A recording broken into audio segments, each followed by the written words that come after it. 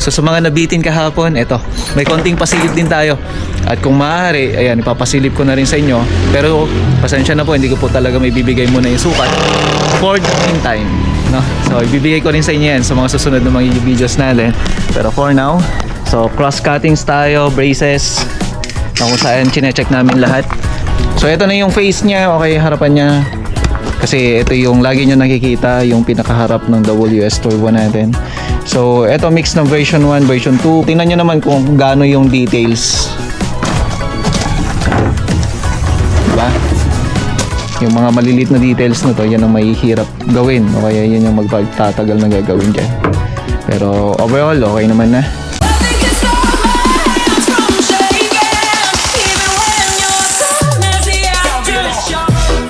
WS Turbo project natin. Oh, nga pala. Ayan. Maraming salamat sa suporta nyo.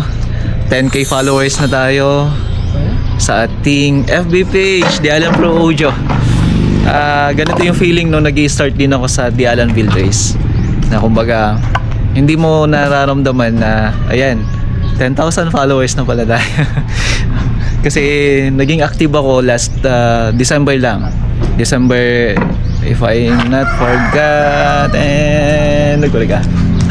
Ilocano kaya yun. So, siguro mga December 15, ganun, o kaya December 10, nung bumalik tayo sa pagbibideo sa YouTube at saka sa page natin. Na dati hindi ko ganong ginagawa, gawa ng busy sa trabaho. So, I decided na, bakit kaya hindi ko balikan, di ba? So, happy 10,000 followers sa ating FB page. Ayan, support na rin po dito sa YouTube channel ko. Napakaganda ng mga views. Maraming salamat po sa suporta ninyo. So sa mga nabitin kahapon, eto, may konting pasilip din tayo. At kung maaari, ayan, ipapasilip ko na rin sa inyo. Pero pasensya na po, hindi ko po talaga may bibigay muna yung sukat for the meantime, no? So ibibigay ko rin sa inyo yan sa mga susunod na mga videos natin. Pero for now, ayan, no? So cross cuttings tayo, braces, na kung saan chinecheck namin lahat. So napaka-importante na dapat iskwalado lahat. Kasi yung iskwalado na yan, doon natin i-base kung maganda yung tindig nung ating mga ginagawang mga projects. Hindi lamang po yung mga soundbox, pati na rin yung sa cabinets, na kung saan, ayan nga yung mga ginagawa natin. Ito hindi pa to nangyari, no? Hindi pa to nangyari. Kumbaga, ito yung tinatawag namin na sangal, o kaya naman ginagawa po muna namin. Chinecheck namin kung pare-parehas yung sukat. Although naka-eskwala to, pare-parehas yung cuttings kasi isa lang naman yung guide natin. Yung table saw lang yung guide natin. So, ang nangyayari ho dyan, kaya bakit namin siya ginagawa na ganito, ay tinitingnan namin kung saan yung pagkakamali o kaya yung kulang. So, hindi po yung natapos na cuttings, then salpak.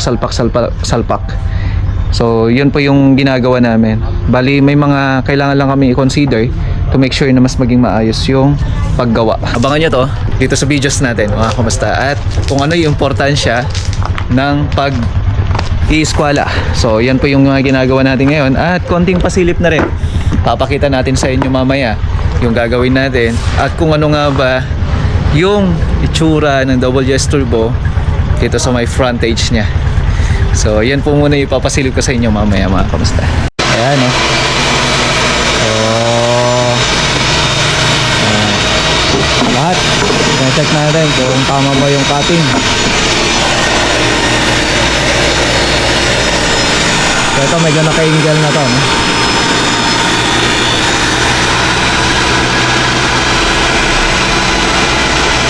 So, galing natin ng meeting. Medyo pagod. Pero parte yan ng trabaho natin. Pero nakaka-enjoy din naman. So, yung ibig sabihin na pagod, yung kumbaga naubusan talaga ng tubig sa lalamunan ko. So, ito na yung face niya, okay, harapan niya. Kasi ito yung lagi nyo nakikita, yung pinakaharap ng WS Turbo natin. So, ito mix ng version 1, version 2. Bakit nga ba mix? So ito may konting adjustment, mga kamusta, na kung saan malalaman nyo rin sa bandang huli kung bakit nga ba meron tayong adjustment. So ito na yon, no? So mayroon akong cut list na ito. Tingnan nyo naman kung gaano yung details, diba? Kahit walang masilya yan, makikita nyo yung detalye. Yan. Ibig sabihin na detalye, yung kahit na maliliit na kumbaga connections, lahat ho niyan, pinapanatili po namin na talagang asin na magkakadikit. O yun po yung aim namin. Yung kahit na walang masilya yan, ayos pa rin, no? So, ang mamasilya na lang namin, ito mga to. Yung mga yan, tapos yung loob niya. Kasi meron pa kaming ginagawa dyan sa loob niyan to make sure na maging matibay. Okay? So, bawat mga detalye na ginagawa namin dito napaka-importante. Kaya nga gumagamit kami ng eskwela to make sure na lahat ng mga gagamitin namin dito, kahit na may guide kasi yan, meron pagbabago. Pero syempre, inaayos pa rin namin. Okay? So, eto, kinokompleto lang namin. Ang pinakamatagal lang talagang gagawin dito, kasi ito may adjustment nga siya compare dun sa ginawa natin noon. Kasi meron akong mas pinalabas pa na mas magandang sukat niya. So, hindi pa naman to yung version 2 natin. Mix ng version 1 at version 2. Yun lang naman mga kamusta, no? Pero, ito, abangan nyo. Bukas na bukas yan, siguro makapag sound check na tayo before natin siya isi-seal para at least marinig nyo yung tunog niya at may compare natin. Okay? So, yun yung pakakaabangan ninyo. Ayan o. So, yung mga maliliit na details na to, yan ang mahihirap gawin o kaya yun yung magpagtatagal na gagawin dyan. Pero overall, okay naman na. Ayan o. Nakikita nyo na kung paano siya assemblein, no? So, meron kami dito. Yan, tsaka meron din dito. So, yung mga sukat niyan, soon, pagpapalabas ko lahat yan. Kasi kahit na nakikita natin through video, pag wala yung sukat, wala rin, di ba? May due date tayo para dito, no? At kailangan natin matapos ng araw na kailangan tapusin. Kaya nga nagpa-overtime na tayo sa tropa, oh. Kasi marami pang mga susunod. Okay? So, ito na siya. Ayan. So wala ka pang makikita niyan sa loob niya. Kumbaga kung ano lang yung nakikita niyo sa labas, yun na po muna yung ginagawa ng tropa ngayon. Ayan. So, ayos. Ayan. So gamit natin dito yung nail gun, tapos black screw. Make sure na lahat ng mga maliliit na nilalagay natin dyan makapit. So sabi ko nga, yung mga maliliit na detail, yan talaga yung mahirap trabahuin. Pero yan naman yung importante dun sa mga bawat designs natin. Okay. So, baklasan pa yan pagka natapos. Kasi babaklasin pa yan. Yan, o. Yari na. Yung dalawa. Yung front lang. Wala pa yung braces niya. So, marami pang mga braces to. Kasi sabi ko nga, version 1 by version 2. So, may mga braces na to. Yung version na 2 natin talaga is iba. Abangan nyo na lang to bukas mga kamusta, no?